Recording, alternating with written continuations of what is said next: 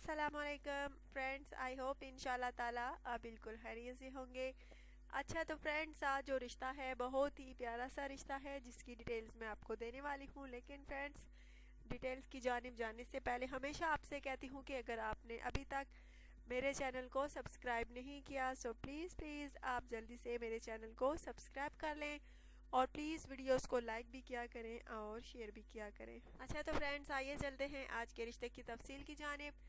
Friends, लड़की का नाम महरीन है, रिहाइश इसकी मरी है, सांवली रंगत है, पर इसका कहना है कि मैं दिल की बहुत अच्छी हूँ और अच्छे इंसान की तलाश है जिससे मैं शादी कर सकूँ और मेरी जो लाइफ है पुरसुकून गुजरे। फ्रेंड्स, अगर आप में से कोई इस लड़की से शादी का ख्वाहिशमंद है तो ज़रूर रब्ता कीजिए।